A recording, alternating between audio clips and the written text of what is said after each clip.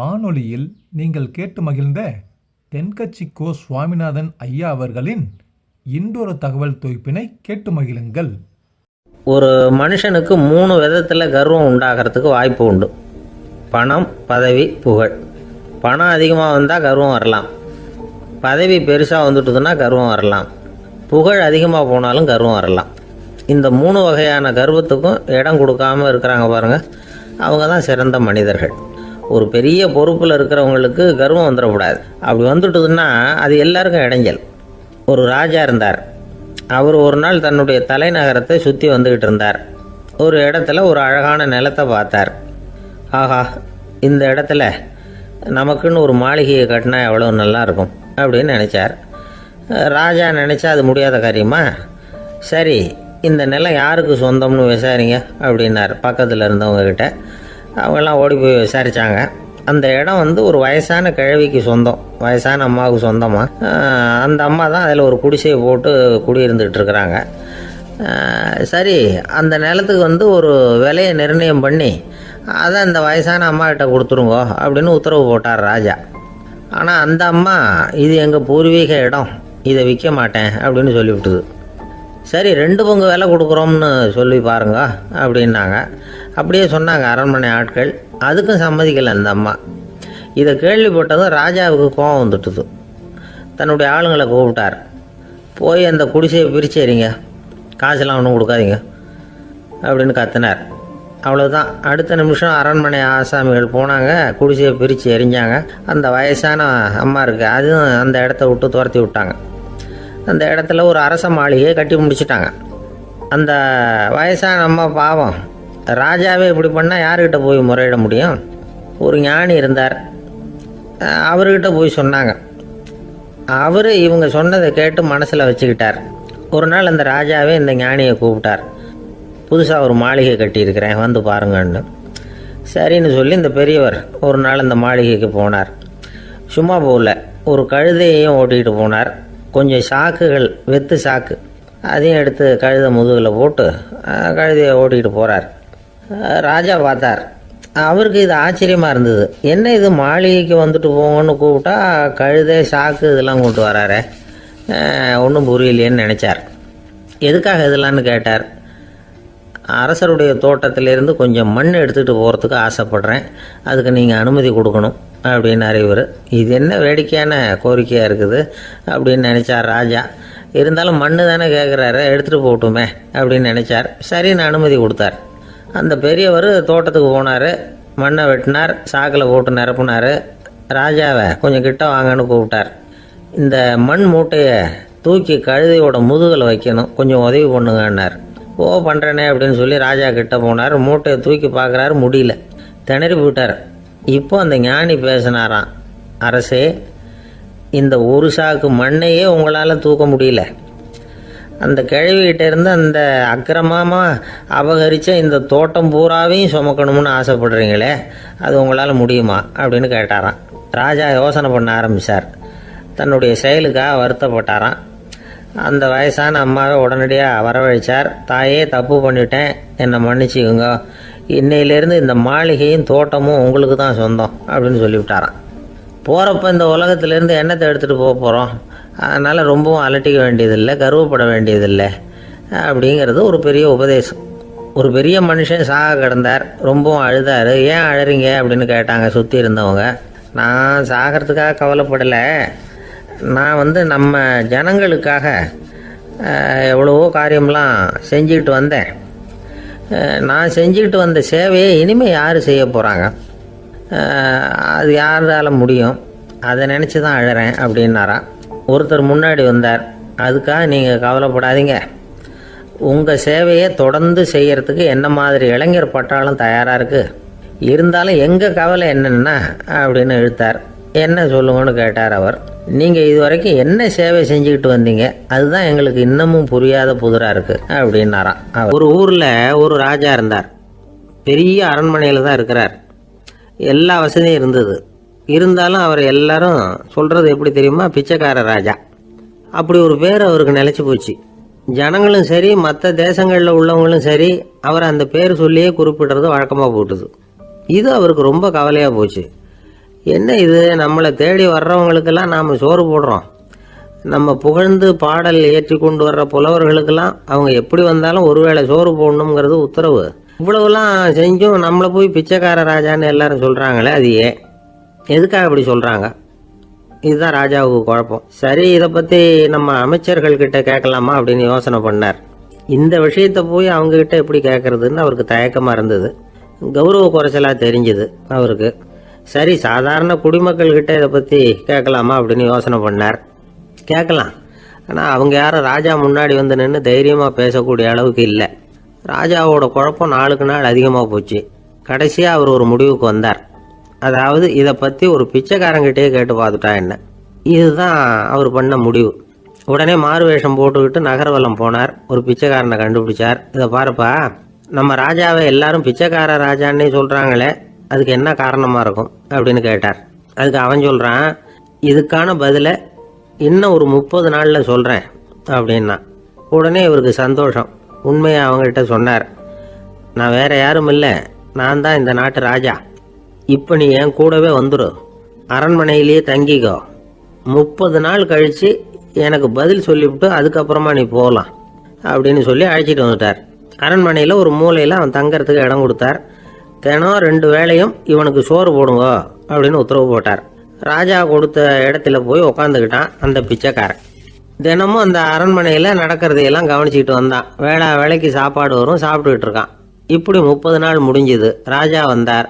என்ன, என்னோட கேள்விக்கு பதில் என்னன்னு கண்டுபிடிச்சிட்டியான்னார். கண்டுபிடிச்சிட்டேன்னா. என்ன எல்லாரும் பிச்சைக்கார ராஜான்னு சொல்கிறாங்களே, அது நியாயமாக படுதா உனக்குன்னு கேட்டார். நியாயமாக தான் படுது, சந்தேகம் இல்லாமல் நீங்கள் பிச்சைக்கார ராஜா தான். என்னதான் நீங்கள் வசதியோடவும் படைபலத்தோடவும் இருந்தால் கூட நீங்கள் எங்கள் வர்க்கத்தை சேர்ந்த ஆசாமி தான் அப்படின்னு அடித்து சொல்லிவிட்டான் அந்த ஆள். எதனால் அப்படி சொல்கிறேன்னு கேட்டார் இவர். அரசே, ஒரு உண்மையை கண்டுபிடிச்சி சொல்கிறதா நான் உங்ககிட்ட சொன்னேன். நீங்கள் ராஜ பரம்பரைன்னா உடனே உங்கள் கழுத்தில் கிடக்கிற முத்து மாலையை கழட்டி பரிசாக கொடுத்துருப்பீங்க, பொன்னையும் மணியையும் கொடுத்துருப்பீங்க. ஆனால் நீங்கள் அப்படி செய்யலை. என்னை ஒரு மூலையில் உட்கார வச்சு 2 வேளை சோறு போட சொன்னீங்க. உங்களை தேடி யார் வந்தாலும், யார் பாராட்டி பேசினாலும் அல்லது பிரச்சனைகளை சொன்னாலும் நீங்கள் செய்கிற ஒரே காரியம் சோறு போடுறது தான். பிச்சைக்காரனுக்கு சோறு மட்டும்தான் உலகம். உங்கள் விஷயத்திலையும் நீங்கள் அப்படி தான் நினைக்கிறதாக தெரியுது. நல்லா கவனிங்க. எந்த ஒரு பிரச்சனைக்கும் சோறு தான் முடிவுன்னு நினைக்கிறீங்க பாருங்க. நீங்கள் சந்தேகமில்லாத எங்களை சேர்ந்த ஆளு தான் அப்படின்னு விட்டான் அந்த பிச்சைக்காரன். அதுக்கப்புறம் தான் அந்த ராஜா தன்னுடைய தவறுகளை எல்லாம் தேர்த்திக்கிட்டாராம். பசின்னு வர்றவங்களுக்கு சோறு தான் போடணும், அது தப்பு இல்லை. பாராட்ட வர்றவங்களுக்கெல்லாம் சோத்தையே போட்டு அனுப்புனா இப்படி தான் பேர் வரும். எனக்கு தெரிஞ்ச ஒருத்தர் தினமும் யாராவது ஒருத்தரை தன் வீட்டுக்கு அழைச்சிட்டு போவார், சாப்பாடு போட்டு அனுப்புவார். முன்னறிவிப்பு இல்லாமல் திடீர்னு ஒரு விருந்தாளியோட வீட்டில் போய் இவர் நிற்கிறது வழக்கம். அந்த அம்மாவும் இவருக்காக தயார் பண்ணி வச்சிருந்ததை இவர் அழைச்சிட்டு வந்திருக்கிற விருந்தாளிக்கு போட்டுருவாங்க. விருந்தாளி சாப்பிட்டுட்டு போனதுக்கப்புறம் இவர் மனைவி கிட்ட உனக்கு சிரமம் வேணாம் அப்படின்னு சொல்லிவிட்டு பக்கத்தில் உள்ள ஒரு ஹோட்டலுக்கு போய் காசு கொடுத்து சாப்பிட்டுட்டு வந்துடுவார். பல நாள் இப்படி நடக்கும். ஒரு நாள் அவரை தனியாக கூப்பிட்டுக்கிட்டு போய் ஏன் இப்படி பண்ணுறீங்கன்னு கேட்டோம். அதுக்கு அவர் சொல்கிறாரு, எங்கள் வீட்டு சாப்பாட்டிலேருந்து தப்பிக்கிறதுக்கு எனக்கு வேறு வழி எதுவும் தெரியல சார், அதனால தான் இப்படி பண்ணிகிட்டு இருக்கிறேன் அப்படின்னார் ரொம்ப பரிதாபமாக. ஒருத்தன் எப்படி நடந்துக்கிறாங்கிறத வச்சு தான் அந்த ஆள் எப்படிங்கிறத நாம் முடிவு பண்ணுறோம். ஆளுமைன்னு சொல்கிறோம்ல, அதுக்கு சூழ்நிலைகளை ஆளுகின்ற தன்மை அப்படின்னு விளக்கம் கொடுக்குறார் ஒரு உளவியல் நிபுணர். சரி, ஒரு மனிதனுடைய ஆளுமையை உருவாக்குகிற விஷயங்கள் என்னென்ன? பிறப்பு, வளர்க்கப்பட்ட விதம், படிப்பு, நண்பர்கள், சமுதாயம், இப்படி நிறைய உண்டு. ஆளுமையின் அடிப்படையில் சில மனநோய்கள் உண்டாகுது. அதெல்லாம் என்னென்னங்கிறத தெரிஞ்சு வச்சுக்கிட்டோம்னா நம்ம கூட இருக்கிறவங்கள அடையாளம் கண்டுபிடிக்கிறதுக்கு அது ரொம்ப உபயோகமாக இருக்கும். ஃப்ரெனாய்டு ஆளுமை அப்படின்னு ஒன்று. இந்த கோளாறு உள்ளவங்க எப்படி இருப்பாங்க தெரியுமா? அதிக உணர்ச்சி, சந்தேகம், பொறாமை இதெல்லாம் அதிகமாக இருக்கும். வளைஞ்சு கொடுக்க மாட்டாங்க. அடுத்தவங்களோட இணக்கமான உறவு இருக்காது. அவங்க செய்கிற தப்புக்கெல்லாம் அடுத்தவங்களை குறை சொல்லிகிட்டு இருப்பாங்க. இது ஒரு ரகம். அடுத்தது ஸ்கிசாய்டு ஆளுமை அப்படின்னு சொல்கிறாங்க. இந்த கோளாறு உள்ளவங்க அடுத்தவங்களோட பழக கூச்சப்படுவாங்க. சின்ன வயசுலேயே இது ஆரம்பமாயிடுது. பகல் கனவுலேயே சஞ்சரிப்பாங்க. அவங்களுடைய விரோதம், கோபம் இதை கூட வெளியில் காட்டிக்க முடியாமல் இருப்பாங்க. இவங்களுக்கு அகமுகம், பிரச்சனைகள்லேருந்து ஒதுங்கி எதுலேயும் ஈடுபாடு இல்லாதவங்களாக இருப்பாங்க. இப்படி ஒரு ரகம். அடுத்தது சைக்ளோதமிக் ஆளுமை அப்படின்னு சொல்கிறாங்க. அது என்னென்னா உணர்ச்சிகளில் ஏற்றத்தாழ்வு அதிகமாக இருக்குமா. சில சமயம் பார்த்தா மகிழ்ச்சியாக இருப்பாங்க, சில சமயம் சோகமாக உட்காந்துருப்பாங்க. அவங்க மனநிலைக்கு தகுந்த மாதிரி சமூக நிகழ்ச்சிகளில் பங்கெடுத்துக்குவாங்க. இன்னொரு வகை என்னென்னா எண்ணப்பீடிகை ஆளுமை அப்படின்னு பேர் வச்சுருக்கிறாங்க. அதுக்கு இவங்களுக்கெல்லாம் கரெக்டாக இருக்கணும், எல்லாம் சட்டத்திட்டம் இதுலேயும் ஒரு ஒழுங்குமுறை, இப்படி எதிர்பார்க்குற மனோபாவம். இவங்க எதிர்பார்ப்புக்கும் அரண்முறைக்கும் மற்றவங்க கட்டுப்படணும்னு நினைப்பாங்க. இந்த நிலைமை நீடிச்சா என்ன ஆகும் தெரியுமா? அலைக்கழிக்கிற எண்ணங்கள் திரும்ப திரும்ப ஒரே செயலை செய்ய தூண்டுற மன தளர்ச்சிக்கு ஆளாயிடுறாங்க. அடுத்தது ஹிஸ்டீரியா ஆளுமை. சின்ன விஷயத்தையெல்லாம் பெருசுப்படுத்தி நாடகமாக்குற நடிகர்கள் இவங்க. உணர்ச்சி அதிகம் உள்ளவங்க. இவங்க மன எழுச்சியில் பக்குவமின்மை, குழந்தைத்தனம், முதிர்ச்சியின்மை எல்லாம் இருக்கும். தன்னலம் மிக்க குணம், பிறர் தன்னை மட்டுமே கவனிக்கணும்னு நினச்சி செயல்படுறது, இதெல்லாம் இவங்க அடையாளம். அடுத்த ரகம் எப்படின்னா வளர்ச்சியற்ற ஆளுமைன்னு சொல்கிறாங்க. அடுத்தவங்களோட இணங்கி போக முடியாதவங்க, அறிவு, மன எழுச்சி, சமூக உறவு இதில் எல்லாம் போதுமான வளர்ச்சியையும் நிறைவையும் பெற முடியாதவங்க. இவங்களால வாழ்க்கையில் முன்னேற முடியாது. பிச்சைக்காரங்க, குற்றவாளிகள், இவங்ககிட்டெல்லாம் இது மாதிரியான ஆளுமை அதிகமாக இருக்குமா. அடுத்தது என்னென்னா சோர்வுடைய ஆளுமை. எதுலேயும் உற்சாகம் இல்லாமல் சோர்ந்து போயிருப்பாங்க. அதுக்கெல்லாம் நமக்கு வலிமை இல்லைப்பா அப்படின்னு சொல்லிட்டு இருப்பாங்க. சின்ன விஷயங்களுக்கெல்லாம் அதிர்ச்சி அடையிறது, வாழ்வின் சுவையை அனுபவிக்க முடியாதவங்க. இன்னொரு ரகம் இது கொதித்தெழும் ஆளுமைங்கிறாங்க. எதுக்கு எடுத்தாலும் ஆத்திரம், குரோதம், வன் செயல் இதிலெல்லாம் ஈடுபாடு, இப்படி உள்ளவங்க. நத்தை வகை ஆளுமை அப்படின்னு ஒன்று. அடுத்தவங்க மேலே விரோதம் இருக்கும், அடிக்கணுங்கிற எண்ணம் இருக்கும். ஆனால் அதை அப்படியே வெளியில் காட்டாமல் அதே சமயம் அமைதியான முறையில் வெறுப்பை வெளிக்காட்டுற ரகம். இவங்கெல்லாம் பேசாமல் கம்முன்னு இருந்துக்கிட்டே நினச்சதை நிறைவேற்றிக்கிடுவாங்க. முன்ஜாக்கிரதை ஆளுமை அப்படின்னு ஒரு ரகமாக. பாதுகாப்பின்மை, சந்தேகம், முழுமையின்மை, அறவேக்காட்டுத்தனம் இந்த மனப்போக்கு அதிகமாக இருக்கிறதுனால அகம்பாவம், புடிவாதம், எச்சரிக்கை எல்லாம் அளவுக்கு மீறி இருக்கும். இதுவரைக்கும் நாம் பேசிக்கிட்டு இருந்த ஆளுமை பண்புகள் அளவுக்கு அதிகமாக போயிட்டுதுன்னா ஆளுமை கோளாறுகள் ஏற்படும். அதன் அடிப்படையில் மனவியாதிகள் வருமா. அதனால் இணக்கமான, எல்லாரும் விரும்புகிற இயல்பான ஆளுமையை பெறுவதற்கு நாம் முயற்சி செய்யணும் அப்படிங்கிறது மனோதத்துவ நிபுணர்களுடைய ஆலோசனை. ஒருத்தர் ஒரு மனோதத்துவ டாக்டரை தேடிட்டு வந்தாராம். டாக்டர், எனக்கு மனசில் ஏதோ வியாதி, ஆளுமை கோளாறு, அதாவது எனக்கு சீக்கிரமாக செத்து போனால் தேவையில்லைன்னு தோணுது அப்படின்னாராம். உடனே அந்த டாக்டர், சரி அப்படின்னா இங்கேயே இருங்க, நான் வைத்தியம் பார்க்குறேன் அப்படின்னாராம். ஆஃபீஸை முடிஞ்சு வீட்டுக்கு போகிற சமயத்தில் ஒருத்தர் கடைக்கு போய் ஸ்வீட் வாங்கினார். சரி, வீட்டுக்கு பிள்ளைங்களுக்கு தான் வாங்கிட்டு போகிறார் அப்படின்னு மற்றவங்க நினச்சாங்க. அவர் அப்படி செய்யல. அந்த இடத்துலையே பொட்டலத்தை பிரித்தார். திருட மாதிரி அப்படியே சுற்றி ஒரு தரம் பார்த்துக்கிட்டார். யாரும் தெரிஞ்சவங்க இல்லைங்கிறத முடிவு பண்ணிவிட்டு அவசரமாக அதை அப்படியே போட்டு முழுங்கிவிட்டு கையை தொடச்சிக்கிட்டு நல்ல புள்ள மாதிரி நடந்து போக ஆரம்பிச்சிட்டார். அவர் யாருன்னா, அவரோட பிரச்சனை எல்லாருக்கும் தெரியாது, சில பேருக்கு தான் தெரியும். அதாவது அவர் உடம்பில் சர்க்கரை இருக்குதுன்னு டாக்டர் சொல்லிவிட்டாராம். அதனால் வீட்டில் சர்க்கரையே இவர் கண்ணில் காட்டுறதில்ல.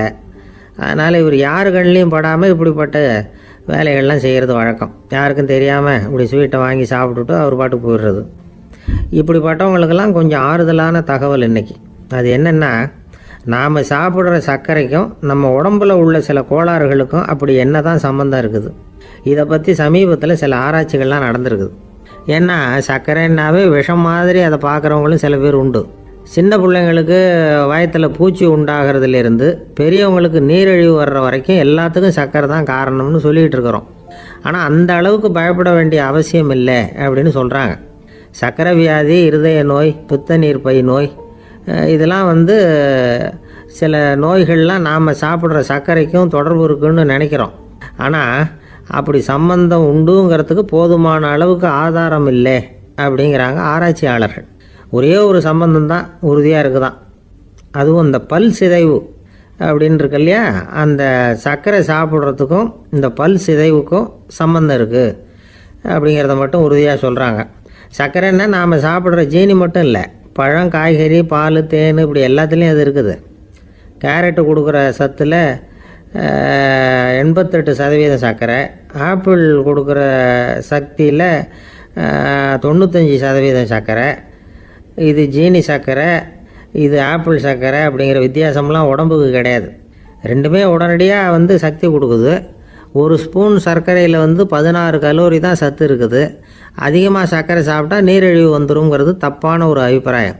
டயபெட்டிஸுங்கிறது ஒரு மெட்டபாலிக் டிசார்டர், அவ்வளவுதான். அதாவது நாம் சாப்பிட்ற சர்க்கரையை நம்ம உடம்பு திறமையாக உபயோகப்படுத்திக்க முடியல அப்படின்னு அர்த்தம். அதனால தான் அதிகமாக இனிப்பு வேணாம்னு சொல்கிறோம். ஏற்கனவே உடம்பால் முடியாத ஒன்றை மறுபடியும் அது தலையில் சுமத்தி அதிகமாக வேலை வாங்க வேணாமே அப்படிங்கிறதுக்காக தான். ஆகாரத்தில் அதிகமாக சர்க்கரை இருந்தால் அதனால் உடனே சர்க்கரை வியாதி வந்துடும்ங்கிறதுக்கு விஞ்ஞான ரீதியாக போதுமான ஆதாரம் இல்லை.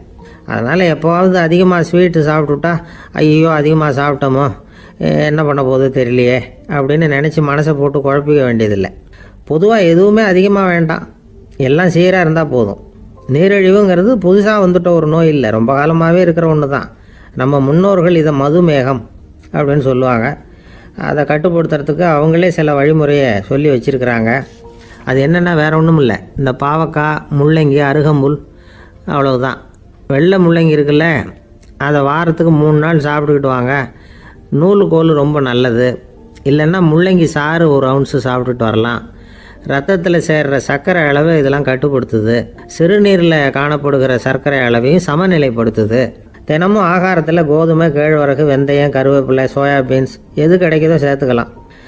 இப்படிலாம் செஞ்சுக்கிட்டு வந்தால் அப்புறம் வீட்டுக்கு தெரியாமல் கடையில் போய் நின்றுக்கிட்டு ஸ்வீட் வாங்கி திருட்டுத்தனமாக சாப்பிட வேண்டிய அவசியமே உங்களுக்கு வராது. 2 ஆசாமிகள் கடற்கரையில் உட்காந்து சாவகாசமாக பேசிக்கிட்டு இருந்தாங்களாம்.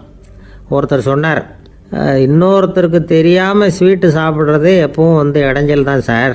நேற்றுக்கு பாருங்கள் அப்படி தான் சாப்பிட்டுக்கிட்டு இருந்தேன், வீட்டுக்காரி கண்ணில் போட்டுவிட்டுது, அதுக்கப்புறம் ஒரே ரகலையாக போச்சு அப்படின்னாரா. எனக்கு கூட அப்படி தான் சார் ஆகிட்டுது, ஒரே ரகலை அப்படின்னாரா இன்னொருத்தர். நீங்கள் சாப்பிட்டதும் உங்கள் வீட்டுக்காரங்க கண்ணில் போட்டுவிட்டுதா சார் அப்படின்னு கேட்டிருக்காரு இவர். அதுக்கு அவர் சொன்னாராம், அப்படி இல்லை சார், கடைக்காரர் கண்ணில் போட்டுவிட்டுதோ, நான் அவருக்கு தெரியாமல் அந்த ஸ்வீட்டை அவர் கடையிலேருந்து எடுத்திருந்தேன் அப்படின்னு விளக்கம் கொடுத்தாராம் இந்த ஆள். ஒருத்தர் முகத்தை தொங்க போட்டுக்கிட்டு ஒரு மாதிரியாக வந்தார். என்ன விஷயம்னு விசாரித்தேன். என்னுடைய நண்பன் ஒருத்தங்கிட்ட கருத்து வேறுபாடு, இனிமேல் நமக்குள்ளே எந்த சம்மந்தமும் வேணாம்னு நட்பை முறிச்சிட்டு வந்துட்டேன்னா. நண்பர்கள்னு இருந்தால் கருத்து வேறுபாடு வரத்தான் செய்யும்னு. கருத்து வேறுபாடு வராமல் இருக்கிறதுக்கு ஏதாவது வழி உண்டா அப்படின்னு கேட்டாங்க. அதை பற்றி நிபுணர்கள் சில யோசனைகளை சொல்லியிருக்கிறாங்கன்னு. முதல் விஷயம் என்னென்னா, உங்கள் நண்பனுக்கு ஒரு செய்தி சொல்லணும்னா அதை நீங்களே நேரடியாக சொல்லுங்கள், அல்லது உங்கள் கைப்பட கடிதம் எழுதுங்க. அதாவது நேரடி தொடர்பு முக்கியம். அதை விட்டுட்டு இன்னொருத்தர் மூலமாக நண்பர்களுக்கு செய்தி அனுப்புனா நீங்கள் சொல்கிற செய்தி அப்படியே போய் சேராது, அது சேதமாயிடும். கூட்டி குறைச்சி சொல்லிவிடுவாங்க, அது குழப்பத்தில் கொண்டாந்து விட்டுரும். இது ஒரு யோசனை.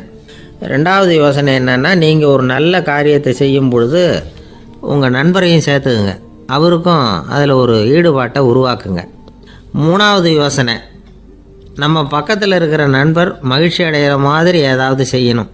சின்ன சின்ன செயல்களாக இருந்தாலும் பரவாயில்ல, அவர் நமக்கு எதுவும் செய்யலையே, நாம் எதுக்கு செய்யணும் அப்படின்னு நினச்சிக்கிட்டு இருக்கக்கூடாது.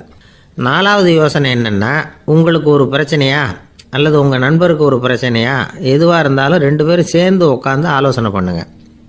நம்ம யோசனையும் கேட்கப்படுதே அப்படிங்கிற நினைப்பே அவருக்கு ஒரு மன நிறைவை உண்டாக்குமா. 5வது யோசனை, உங்கள் நண்பர் ஏதோ ஒரு காரியத்தை செய்கிறார், நீங்கள் உடனே அவசரப்பட்டு நீ செய்கிறது தப்புன்னு தீர்ப்பு சொல்லக்கூடாது.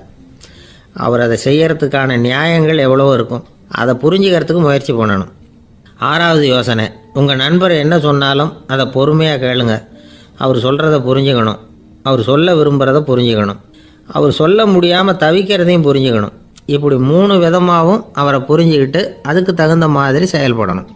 7வது யோசனை என்னென்னா, உங்கள் நண்பர் உங்ககிட்ட ஏதோ ஒரு கருத்தை சொல்கிறார், அது உங்களுக்கு பிடிக்கல, அதுக்காக உடனே நீ சொல்கிறது சரியில்லை, நான் ஒத்துக்க மாட்டேன் அப்படின்லாம் மறுத்துக்கிட்டு இருக்கக்கூடாது. அவர் சொல்கிறத கேட்கணும், பொறுமையாக சிந்திக்கணும், அதுக்கப்புறம் பதில் சொல்லணும். இப்படிலாம் நடந்துக்கிட்டால் நண்பர்களுக்குள்ள கருத்து வேறுபாடு வர்றதுக்கு வாய்ப்பே இருக்காது அப்படின்னு வல்லுநர்கள் தொகுத்து சொல்லியிருக்கிறாங்க இந்த யோசனைகளை. எனக்கு தெரிஞ்ச சில நண்பர்கள் உண்டு, அவங்களுக்குள்ளேயும் கருத்து வேறுபாடுகள் வராமல் இருக்கிறதுக்கு சில நுட்பங்களை கையாளுறது உண்டு. ஒருத்தர் சொன்னார், அந்த டாக்டர் சின்ன வயசுலேருந்து என் கூட பழகினவர், நாங்கள் 2 பேரும் இணை பிரியாத நண்பர்கள், இருந்தாலும் எனக்கு உடம்பு சரியில்லைன்னா நான் அவர்கிட்ட வைத்தியம் பார்த்துக்க மாட்டேன் அப்படின்னார் ஒருத்தர். ஏன் அப்படின்னு கேட்டேன். எங்கள் நட்பு கெட்டுப்படக்கூடாது இல்லையா, அதனால தான் அப்படின்னாரு இவர். பந்திக்கு முந்தர ஆசாமிகள் நம்மள பல பேர் உண்டு. அப்படி முந்தறதுக்கு கூட முயற்சி பண்ணுறவங்க நிறைய பேர் இருக்கிறாங்க. இதில் என்ன ஒரு விஷயம்னா, பந்திக்கு முந்துறது கூட தப்பு இல்லை. ஆனால் அப்படி ஒரு விருந்தில் ஆளாக போய் உட்காந்து சாப்பிட்டா கூட வெளியில் வர்றப்ப என்ன பெரிய விருந்து வச்சுட்டான், சாம்பாரில் உப்பு இல்லை, ரசத்தில் காரம் இல்லை அப்படின்னு குறை சொல்லிகிட்டே வர்றது இருக்கு பாருங்க, அது சரியில்லை, நாகரிகமும் இல்லை. கல்யாண பத்திரிகையில் என்ன போட்டிருக்குது, என் பொண்ணுக்கும் இன்னார் பையனுக்கும் கல்யாணம், எல்லாரும் குடும்பத்தோடு வந்திருந்து மணமக்களை வந்து ஆசீர்வதிக்கணும், இப்படி தானே போட்டிருக்கோம். குடும்பத்தோடு வந்து விருந்து சாப்பிட்டு சாப்பாடு எப்படி இருக்குன்னு அபிப்பிராயம் சொல்லிவிட்டு போங்க அப்படின்னா போட்டிருக்கு கல்யாண பத்திரிகையில். ஒருத்தர் வீட்டு விசேஷத்துக்கு போயிருக்கோம்னா எவ்வளவோ அசௌகரியங்கள் நமக்கு ஏற்படலாம். ஏராளமான கூட்டம் வந்திருக்கும். எல்லாரையும் அவங்க வந்து தனித்தனியாக கவனிச்சிக்கிட்டு இருக்க முடியாது. நாம தான் அனுசரித்து நடந்துக்கணும். நாமளாக போய் வாழ்த்த வேண்டியவங்களை வாழ்த்தி விட்டு வந்து சேரணும். அதை விட்டுட்டு பத்திரிக்கை கொடுத்தானேன்னு போனேன், கவனிப்பே சரியில்லை அப்படின்னு புலம்பிக்கிட்டு இருக்கக்கூடாது. ஒரு விருந்துக்கு போனால் அங்கே எப்படி நடந்துக்கணும் அப்படிங்கிறத பற்றி கூட அனுபவசாலிகள் சில விவரங்கள்லாம் சொல்லியிருக்கிறாங்க. இந்த காலத்தில் கல்யாணம், பிறந்த நாள், அது இதுன்னு நிறைய விருந்துகள் நடக்குது. அதெல்லாம் எதுக்காக? மனித உறவுகளை வளர்த்துக்கிறதுக்காக தான், வேற எதுக்கு? ஒரு விருந்துக்கு போனால் அமைதியாக பொறுமையாக போய் உட்காரணும். அடித்து பிடிச்சிக்கிட்டு இடத்த பிடிக்க போகிறேன் அப்படின்னு நிற்கக்கூடாது. முதல் பந்தி நடந்துக்கிட்டு இருந்தால் அது முடிஞ்சு இலை எடுத்து சுத்தம் பண்ணதுக்கு அப்புறம் போய் உட்கார்றது தான் நாகரீகம். இலை எடுக்கிறதுக்கு முன்னாடியே அங்கே போய் உட்காந்தா நல்லா இருக்காது. நீங்கள் சாப்பிட்டுட்டு உட்காந்துருக்கீங்களா, சாப்பிட்றதுக்கு உட்காந்துருக்கீங்களா, பார்க்குறவங்களுக்கு சந்தேகம் வந்துடும். அதே மாதிரி இலையில எல்லா ஐட்டமும் பரிமாறினதுக்கு அப்புறம் சாப்பிட ஆரம்பிக்கணும். ஒவ்வொரு ஐட்டமாக வைக்க வைக்க நாம் பாட்டுக்கு எடுத்து உள்ளே தள்ளிகிட்டே இருந்தோம்னா எதை வச்சோம் எதை வைக்கலன்னு பரிமாறினவரே குழம்பி போயிடுவார். ஏன்னா எப்போ பார்த்தாலும் இலை காலியாகவே இருக்கும். சாப்பிட்றப்போ உங்கள் சாப்பாட்டையே நீங்கள் கவனிக்கணும். அடுத்தவங்க இலையில என்ன இருக்குது, பக்கத்தில் இருக்கிறவர் எதை அதிகமாக சாப்பிட்றார், இதெல்லாம் நமக்கு என்னத்துக்கு? எல்லாரும் சாப்பிட்டு முடிக்கிற வரைக்கும் பொறுமையாக இருக்கிறது தான் நல்லது. நீங்கள் மட்டும் திடீர்னு பாதியில் எழுந்திரிச்சு பக்கத்தில் இருக்கிறவங்களுக்கு சங்கடமாக இருக்குமேங்கிறதெல்லாம் யோசிக்காமல் நீங்கள் பாட்டு எழுந்திரிச்சு போகக்கூடாது. பக்கத்தில் உள்ளவங்க உங்களை எழுந்திரிக்க சொன்னால் எழுந்திரிச்சு போகலாம். விருந்துகளில் சாப்பாட்டை வீணாக்கிறதே ஒரு நாகரிகமாக போட்டுது. இந்த காலத்தில் சாப்பாட்டுக்கே கஷ்டப்பட்டுக்கிட்டு பல பேர் இந்த உலகத்தில் இருக்கிறப்போ சாப்பாட்டை வீணாக்கிறது எவ்வளோ பெரிய மோசங்கிறத நினச்சி பார்க்கணும். வேணுங்கிற அளவுக்கு கேட்டு வாங்கி சாப்பிட்றது தான் முறை. விருந்தில் இந்த பஃபே அப்படின்னு சொல்லி ஒரு முறை சொல்கிறாங்கல்ல, அதாவது உணவு வகைகளையெல்லாம் பொதுவாக ஒரு இடத்துல வச்சுடுறது, நமக்கு தேவையானதை நாமே எடுத்துகிட்டு ஒரு தட்டில் போட்டுக்கிட்டு சாப்பிட வேண்டியது. இதில் கூட சில பேர் தேவைக்கு அதிகமாக எடுத்து போட்டுக்கிட்டு வீணாக்குறாங்க. சில சமயம் வந்து கடைசியாக சாப்பிட போகிறவங்களுக்கு எல்லா ஐட்டமும் கிடைக்காம போகலாம். அதை போய் பெருசு பண்ணிகிட்டு இருக்கக்கூடாது. என்ன சார் இந்த அளவுக்கு கூடவா நாகரிகம் தெரியாமல் இருக்கிறோம், இதை போய் பெருசாக சொல்ல வந்துட்டீங்களே அப்படின்னு நினைக்கலாம். ஒருத்தர் 2 பேருக்கு இந்த விவரம் தேவைப்படலாம். அவங்க காதலையும் இது விழட்டுமேங்கிறதுக்காக தான் இது. ஒரு பெரிய கல்யாண விருந்து நடந்துக்கிட்டு இருந்தது. விருந்து மண்டபத்து வாசலில் ஒருத்தர் நின்றுக்கிட்டு வர்றவங்களையெல்லாம் ரொம்ப மரியாதையாக வணங்கி உள்ளே அனுப்பி வச்சுக்கிட்டு இருந்தார். எப்படி தெரியுமா? வர்றவங்க கையெல்லாம் பிடிச்சி முத்தம் கொடுத்து அதுக்கப்புறம் உள்ளே அனுப்பி வச்சுக்கிட்டு இருந்தாராம். கூட்டம்லாம் முடிஞ்சதுக்கப்புறம் அவர்கிட்ட போய் கேட்டிருக்கிறாங்க, சார் நானும் எவ்வளவோ விருந்துகளுக்கு போயிருக்கிறேன், இருந்தாலும் இவ்வளவு மரியாதையாக வர்றவங்க கைக்கெல்லாம் முத்தம் கொடுத்து வரவேற்கிறத இங்கே தான் பார்க்குறேன் அப்படின்னு சொன்னாங்க. அதுக்கு அவர் சொன்னார், அட போங்க சார், நான் முத்தம் கொடுக்கல, முந்தின பந்திக்கு வந்து சாப்பிட்டவங்களே அடுத்த பந்திக்கும் வர்றாங்களான்னு மோந்து பார்த்து அனுப்பி வச்சுக்கிட்டு இருந்தேன் அப்படின்னார். ஒரு சிகை அலங்கார கூடம், ரொம்ப சுறுசுறுப்பாக எல்லாரும் வேலை செஞ்சுக்கிட்டு இருக்கிறாங்க. முடிவெட்டிக்க வந்திருக்கிறவங்க நிறைய பேர், எல்லாரும் வரிசையாக உட்காந்துருக்குறாங்க. அந்த சமயத்தில் திடீர்னு கதவை திறந்துக்கிட்டு ஒருத்தர் உள்ளே வர்றார். அவர் ஒரு பெரிய மனிதர், அவரும் முடிவெட்டிக்கிறதுக்காக தான் உள்ளே வந்திருக்கிறார். அவரை பார்த்த உடனே அங்கே வரிசையில் உட்காந்துருந்தவங்க எல்லாரும் எழுந்திரிச்சு அவர்கிட்ட வந்துட்டாங்க. அவரை சுற்றி நின்றுக்கிட்டாங்க. எப்படி இருக்கிறீங்க, நல்லா இருக்கீங்களா அப்படின்னு விசாரிக்க ஆரம்பிச்சிட்டாங்க. எல்லாம் முடிஞ்சதும் வந்தவர் கேட்டார், வரிசையில் கடைசியாக இருக்கிறவர் யார் அப்படின்னு கேட்டார். ஏன்னு கேட்டாங்க. நான் அதுக்கு அடுத்தபடியாக உட்காரணும், அதுக்காக தான் கேட்குறேன் அப்படின்னார். உடனே அங்கே இருந்தவங்கெல்லாம் என்ன சொன்னாங்க தெரியுமா? நீங்கள் வந்து வரிசையில் காத்திருக்கக்கூடாது, நீங்கள் அரசாங்கத்தின் தலைவர், உங்களுக்கு நேரம் முக்கியம், அதனால் நீங்கள் முன்னாடி போங்க அப்படின்னு சொன்னாங்க. ஆனால் அதை அவர் கேட்கல. தோழர்களே, உங்களுடைய கருத்துக்கு ரொம்ப நன்றி. எல்லாரும் வரிசையாக தான் வரணும், அதுதான் முறை. வரிசையில் வரணுங்கிற நடைமுறையை நானும் பின்பற்ற விரும்புகிறேன். நாம் எல்லாரும் சமமானவர்கள் அப்படின்னார். இப்படி சொல்லிவிட்டு வரிசையில் கடைசியாக இருந்த ஒரு நாற்காலியில் போய் உட்காந்துக்கிட்டார். தன் சட்டை பையில் இருந்த ஒரு செய்தித்தாளை எடுத்தார், படிக்க ஆரம்பிச்சிட்டார். ஆனால் அங்கே இருந்தவங்களால இதை பார்த்துக்கிட்டு சும்மா இருக்க முடியல. ஒருத்தர் எழுந்திரிச்சு வந்தார். ஐயா, இப்போ என்னுடைய முறை வந்திருக்குது, நான் தான் போக வேண்டிய முறை. உங்களை இங்கே காத்திருக்க வைக்கிறத விட ஒரு 5 ஆண்டுகளுக்கு கூட நான் முடிவெட்டிக்காமே இருந்துட முடியும் அப்படின்னார். அவர் மறுபடியும் சொன்னார், ஐயா, நீங்கள் வரிசை முறையை தாண்டி போக விருப்பப்படல, சரி, ஆனால் என்னுடைய முறையை மாற்றி கொடுக்கறதுக்கு எனக்கு முழு உரிமை இருக்குது. இதுக்கு பதிலாக உங்களுடைய கடைசி இடத்த நான் எடுத்துக்கிறேன், இதை நீங்கள் மறுக்க முடியாதுன்னார். அங்கே இருந்த மற்றவங்களும் இதை ஒரு மனசாக வற்புறுத்த ஆரம்பிச்சிட்டாங்க. அந்த பெரிய மனிதர் பார்த்தார், சரின்னு கடைசியாக ஒத்துக்கிட்டார். அவர் யார் தெரியுமா? அவர் தான் மாவீரர் லெனின். ரஷ்யாவில் கிரெம்ளின் சிகை அலங்கார கூடத்தில் தான் இது நடந்தது. எல்லாரும் இந்நாட்டு மன்னர்கள்னு வாயளவில் பேசுறதுல என்ன பிரயோஜனம்? நாம் எல்லாரும் சமங்கிறத நடைமுறையில் கடைபிடிச்சி காட்டினவங்க கொஞ்சம் பேர் தான். அவங்களில் ஒருத்தர் தான் லெனின். வரிசையில் நின்று வர்றதுங்கிறது ஒரு சிறந்த பண்பு, உயர்ந்த பண்பு. இன்றைக்கி பல இடங்களில் அது நமக்கு தேவைப்படுது. ஒரு ரேஷன் கடைவாசல், கடை திறக்கிறதுக்கு முன்னாடியே எல்லாரும் வரிசையில் நின்றுட்டாங்க. கடைசியாக வந்த ஒருத்தர் க்யூவில் முன்னாடி போகிறதுக்கு முயற்சி பண்ணுறார். ஏற்கனவே நின்றுட்டு இருக்கிறவங்க அவரை முன்னாடி போகிறதுக்கு விட மாட்டேங்கிறாங்க. கடைசியாக போய் நில்லையா அப்படின்னு எல்லாரும் கத்துறாங்க. அதான் அவர் காதில் வாங்கலை, முண்டி அடிச்சுக்கிட்டு முன்னாடி போகிறதுக்கே முயற்சி பண்ணிகிட்டு இருக்கிறார். எல்லாரும் சேர்ந்து அவரை வலுக்கட்டாயமாக இழுத்து கொண்டாந்து பின்னாடி கொண்டு போய் நிறுத்திவிட்டு சொன்னாங்க, இதை பாருப்பா, நாங்கள் இருக்கிற வரைக்கும் நீங்கள் முன்னாடி போய் எதையும் வாங்க முடியாது, தெரிஞ்சுக்கோ அப்படின்னாங்க. இப்போ அந்த ஆள் சொன்னாராம், நான் இங்கே பின்னாடி நிற்கிற வரைக்கும் நீங்களும் எதுவும் வாங்க முடியாது அப்படின்னாராம். ஏன்னு கேட்டிருக்கிறாங்க. நான் தான் அந்த கடையை திறக்க வேண்டிய ஆள் அப்படின்னா. ஒரு நண்பர் அவசரமாக என்கிட்ட ஓடி வந்தார். அப்புறம் சொன்னார், என்னால் நம்பவே முடியல சார், என் பையனா இப்படி அப்படின்னு சொல்லி ஆச்சரியப்பட்டார். உங்கள் பையன் அப்படி என்ன தான் செஞ்சுட்டான் அப்படின்னு கேட்டேன். என்னால் முடியாத ஒரு காரியத்தை அவன் செஞ்சுட்டான் சார் அப்படின்னார். அது என்னன்னு தான் சொல்லுங்களேன். என்ன 5வது வகுப்பில் அவன் ஒரே தடவையில் தேறிட்டான் சார், அதாவது ஒரே அட்டம்ப்டில் பாஸ் ஆகிருக்கான் அப்படின்னார் மூச்சு வாங்க. கஷ்டப்பட்டு பரீட்சை எழுதுனது அவன், இவருக்கு ஏன் மூச்சு வாங்குது? நம்மால் செய்ய முடியாத ஒரு காரியத்தை இன்னொருத்தர் செய்யும் பொழுது அது நமக்கு ஆச்சரியமாக இருக்குது. சர்க்கஸ் பார்க்குறோம், ஒருத்தர் அந்த இடத்துல தொங்குறார், அது நமக்கு ஆச்சரியம். ஏன்னா அது நம்மால் முடியாத காரியம். நம்மால் முடியாத ஒன்றை அடுத்தவர் எளிதாக செய்யும் பொழுது நாம் மருள்வது இயற்கை. இதை தான் தொல்காப்பியம் மருட்கை அப்படின்னு சொல்லுது. இந்த வியப்பு இருக்குதே, இது 4 வகையில் ஏற்படுறதாக தொல்காப்பியம் சொல்லுது. அது என்ன 4 வகை? முதல் வகை எப்படின்னா, புதுமையான அரிய செயல்களை செய்கிறது. 2வது வகை என்னென்னா பெரும் செயல்களை செய்கிறது. 3வது வகை என்னென்னா மிக நுட்பமான செயல்களை செய்கிறது. 4வது வகை என்னென்னா ஆக்கம் தரும் செயல்களை செய்கிறது.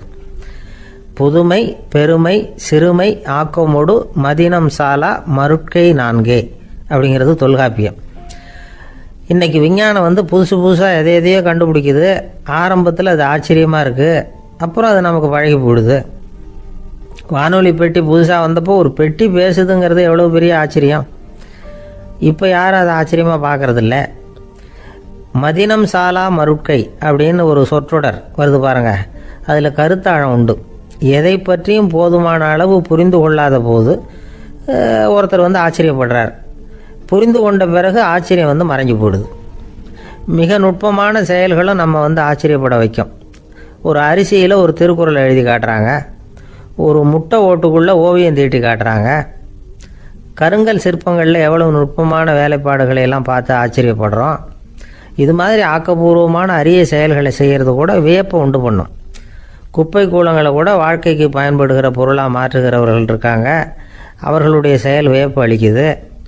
இடைக்காட்டு சித்தர் பாடின 30 நூலில் வர்ற ஒரு பாடல், ஆற்றல் பிறர் அறிதலின் அகம் கிளர்வு உறுதலின் கற்று அறி பாணர் கழுமிய கோடலின் தோற்றம் உருகவே போற்றல் சால் வியப்பே. ஒருத்தருடைய ஆற்றல் தெரியாமல் இருந்தது, அவருடைய அரிய செயலை பார்க்கும் பொழுது வியப்பாக இருந்தது, மனசுக்குள்ள கிளர்ச்சி. பாவலர்கள் இவர்களுடைய புகழை பாடி மற்றவர்களும் தெரிந்து கொள்ளுமாறு செய்கிறார்கள் அப்படிங்கிறது தான் ஒரு யதார்த்தமான உண்மை. ஆக எல்லா வகையிலும் மக்கள் தங்களுடைய வாழ்க்கையில் முன்னேறுவதற்கான வழிகாட்டுகிற ஒரு மெய்ப்பாடு தான் வியப்புங்கிறது. இந்த காலத்தில் நம்ம எப்படியெல்லாம் ஆச்சரியப்பட வைக்கிறாங்க. ஒரு ஆளை பிடிச்சி ஜெயிலில் கொண்டு வந்தாங்க. ஜெயில் அதிகாரி அவனை ரொம்ப ஆச்சரியமாக பார்த்தாராம். இவன் கேட்டான், ஏன் சார் அப்படி பார்க்குறீங்க, நான் இப்போ இங்கே வர்றது உங்களுக்கு ஆச்சரியமாக இருக்குதா அப்படின்னு கேட்டிருக்கான். இதுக்கு ஜெயில் அதிகாரி சொல்லியிருக்கார், நீ இப்போ இங்கே வந்ததில் எனக்கு ஒன்றும் ஆச்சரியம் இல்லைப்பா, ஏற்கனவே நீ இங்கேருந்து விடுதலையாகி போய் 6 மாதம் ஆச்சு, இவ்வளவு லேட்டாக வர்றியே அதுதான் எனக்கு ஆச்சரியமாக இருக்குது அப்படின்னாராம்.